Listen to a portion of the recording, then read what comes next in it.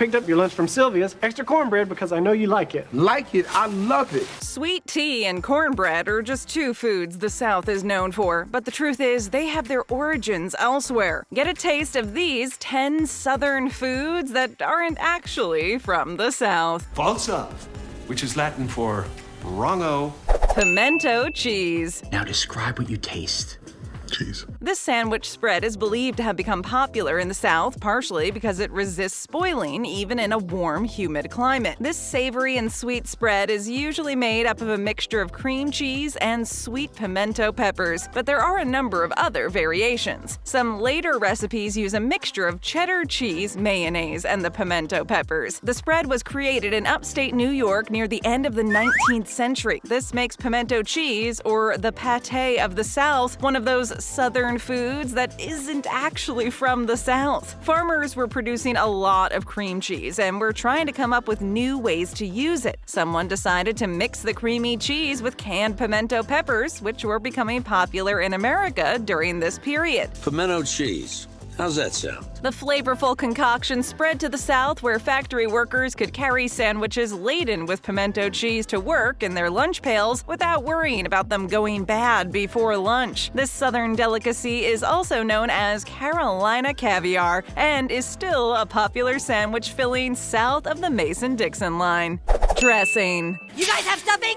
Stuffing? Sure, aisle 17. You may know it as stuffing, but in the South, they call it dressing. That's right! Whichever name you use, it is a mixture of herbs, spices, and bread, and true to its name, is usually stuffed into a chicken or turkey that is being cooked. Stuffing made its appearance in America near Boston in the 1800s. It spread to the South and continues to be a popular side dish today. Southerners prefer to call stuffing dressing. This is the name the dish was known by across the Atlantic Ocean back in England. Most authorities on food that have studied the dish haven't been able to find any significant difference between stuffing and dressing other than the names. However, many Southerners do make their dressing with cornbread as opposed to the white bread, which is used in most stuffing recipes. Today, the dish is generally referred to as stuffing in America, with the exception of people in the South. They continue to call their version of this dish dressing. Baked beans. Beans are protein. Beans make you fart. It probably won't surprise New Englanders that baked beans have their origin in their region of the country. Baked beans are right up there with clam chowder, brown bread, and lobster as foods associated with the Northeast. Baked beans are usually made with white beans that are boiled or partially boiled before being baked in a tomato-based sauce at a low temperature. There are countless baked bean recipes, but many of them include brown sugar, which gives this dish a distinct sweet flavor. Delicious. Even though people think of this dish as going hand in hand with traditional Southern barbecue, it's indeed one of those Southern foods that aren't actually from the South. The origin of baked beans in America is not quite settled, with several plausible theories competing for the honor. One version gives an account of Native Americans teaching the Puritans how to bake beans. There's another tale that involves Spanish Jews bringing baked beans with them to the New World from the Old World. Whatever the truth is about the origins of baked beans in America, they have become a popular part of Southern cuisine. Sweet tea. Sweet tea, sweet blood, as they say. Before everyone started drinking the black tea that is so common today, most people in colonial America drank green tea. The green tea was often mixed with champagne, cream, or fruit juices. These interesting concoctions were called tea punches and were popular drinks in the South into the 1880s. In 1884, the Boston Cookbook was published, and one of the book's most popular recipes was for a drink made with sweetened black tea. The simple recipe called for cold black tea, a pair of sugar cubes, broken ice, and a slice of lemon. Easy peasy. Variations of this basic recipe for sweet tea got off to a slow start, but this changed when vendors started serving the beverage at fairs all around the country. This sounds like a refreshing drink, so it's no wonder it became a Southern favorite. At the beginning of the 20th century, sweet tea still wasn't the household staple it would become in the South. This started to change in 1928 with the publication of a popular cookbook called called Southern cooking, which included a recipe for sweet tea. Sweet tea is considered to be as Southern as the mint julep, but it's one of those Southern foods that did not originate in the South. Pound cake. Cake represents joy. Pound cake got its name because it's supposed to be made with a pound of traditional baking ingredients. That includes flour, eggs, butter, and sugar. You know that something with these ingredients is almost certainly a delicious treat. No doubt, no doubt, no doubt, no doubt. In addition to the basic ingredients, some Southern recipes call for cream cheese as well as half and half. A cake made with these two ingredients must be quite a creamy confection, so you have to give Southerners some credit for this culinary innovation. Pound cake is a versatile treat suitable as a simple dessert or as a snack with a cup of coffee in the afternoon. There's no reason why you couldn't have a generous slice of pound cake for breakfast either. Regardless of whether you eat your pound cake for dessert, as a snack, or for breakfast, you're probably thinking how great it is that Southerners came up with it. Well, sorry Southerners, but it looks like pound cake was first baked in 18th century Connecticut, in Hartford to be precise. In 1796, a New Englander named Amelia Simmons became the first woman in America to publish a cookbook. Her groundbreaking book was called American Cookery, and it contained a recipe for pound cake. For hundreds of years now, pound cake recipes have been altered and experimented with according to the taste of the cook making them. Southerners continue to make their pound cakes with a Southern touch, so in a way, they have made this treat their own, even though it has its roots in the North.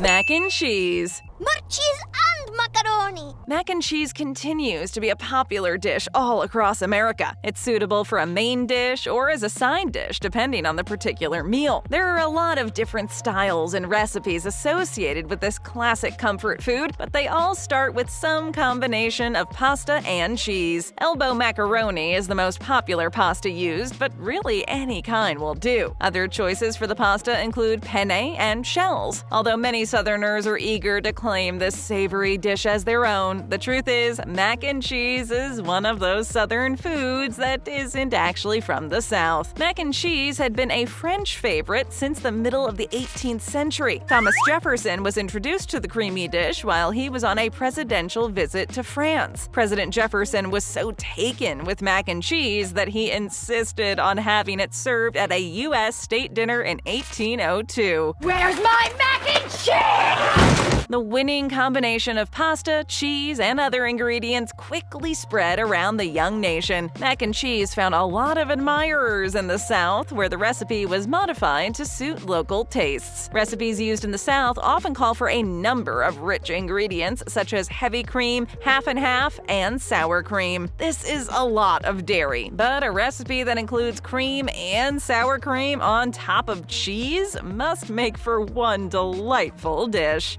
Brisket. My mother needs a head count so she can know how big a brisket to get. Brisket is a popular cut of meat that is perhaps most associated with Texas barbecue and its slow cooking process. It takes some patience and a little know-how, but slow cooking makes even tough meat slide off the bone nice and tender. Oh my god, delicious. Brisket is a cut of meat that needs to be cooked for a considerable length of time to become tender because it comes from the chest of the cow. The breast meat of cows is a naturally tough and stringy cut of meat. The slow cooking process is what makes the tough meat into the tender, almost flaky meat people love. Brisket has its origins outside the South and even outside America for that matter. Most experts on brisket agree that this meat is actually a Jewish dish that was brought to the New World in the 1800s with immigrants from Europe. A significant number of these Jewish immigrants decided not to stay in the port cities on the East Coast, such as New York. Some of them eventually settled in Texas. These newcomers to the South introduced their distinctive take on beef to the inhabitants of the Lone Star State, who took to it immediately. Brisket has since become an essential part of Texas barbecue and Southern cooking in general.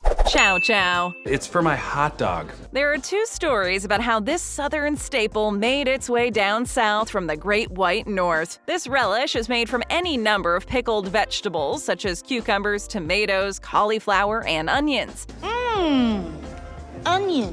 Some experts believe that descendants of French settlers known as Acadians first made this condiment as a way to preserve vegetables for the winter months. These settlers lived in Nova Scotia, Canada, so Chow Chow must have been a welcome luxury in this harsh environment where carving out a life was a struggle. A competing account contends that Chinese immigrants who were building the railroads in the western part of America introduced Chow Chow to the Americans as they moved across the vast country. Regardless of which story is actually true, the accounts provide evidence that this versatile condiment is not actually from the South. Chow Chow is usually described as a combination of sweet, tart, and salty. This relish is sometimes compared to sauerkraut, and Southerners will put it on a lot of different foods, including hot dogs and bratwurst. Chow Chow is also a popular topping on everything from beans and black-eyed peas to egg salad. It seems like Chow Chow can be enjoyed in so many ways.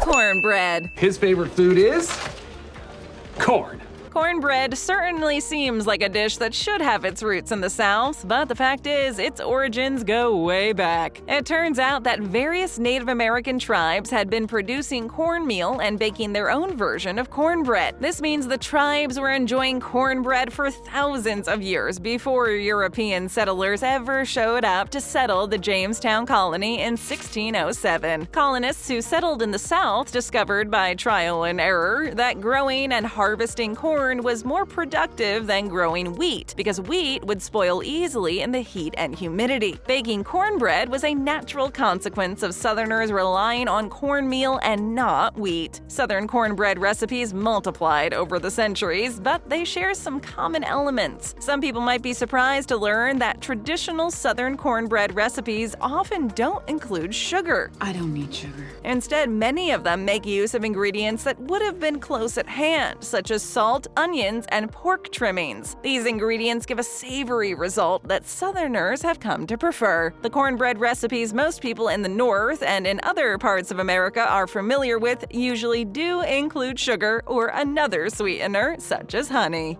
Chicken and waffles. And the usual, fried chicken on a waffle, extra skin. It's common for people to associate chicken and waffles with the South, but this assumption is simply not true. Not only are the origins of this sweet and savory dish actually pretty far from the South, but some people have argued that chicken and waffles are not even that popular in the region. They go on to say that chicken and waffles became popular nationally because Southerners moved to other regions and brought the dish with them. The best evidence indicates that waffles arrived in the New World with the Pilgrims in 1620 when they landed near what would become Plymouth Rock. However, it would be a little while longer before these sweet, fluffy delights were paired with fried chicken. Experts continue to disagree about when and where exactly chicken and waffles first teamed up. Regardless of the actual timing, this epic combination has been an all-day breakfast choice ever since. There's a popular theory that argues that chicken and waffles is the product of the Pennsylvania Dutch. These settlers were very fond of waffles, so it is certainly possible they were the first ones to pair fried chicken with waffles as early as the 1700s. There's another theory that places the origin of chicken and waffles much later and in restaurants in Harlem, New York. This variation of the iconic dish started appearing on jazz clubs' menus in the Northeast in the 1930s. For people who love this unlikely but winning combination of savory and sweet, the origin story doesn't really matter that much. Yeah, no biggie. But you should at least know that chicken and waffles are one of those Southern foods that actually isn't from the South. You're wrong. You're all wrong. Get a taste of more great videos. Just tap or click, hit that subscribe button, and ring that bell to join our notification squad. And hey, leave us a comment.